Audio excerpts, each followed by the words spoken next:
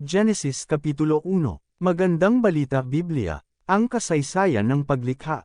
Nang pasimula ay nilikha ng Diyos ang langit at ang lupa ay walang hugis o anyo. Dilim ang bumabalot sa kalaliman at kumikilos ang Espiritu ng Diyos sa ibabaw ng tubig. Sinabi ng Diyos, magkaroon ng liwanag.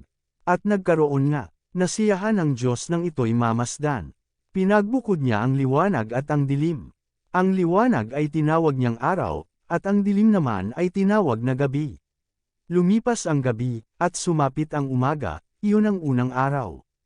Sinabi ng Diyos, magkaroon ng kalavikang maghahati sa tubig upang ito'y magkahiwalay. At nangyari ito, ginawa ng Diyos na pumigitan ang kalawakan sa tubig na nasa itaas at sa tubig na nasa ibaba. Langit ang itinawag niya sa kalawakan. Lumipas ang gabi, at sumapit ang umaga, iyon ang ikalawang araw. Sinabi ng Diyos,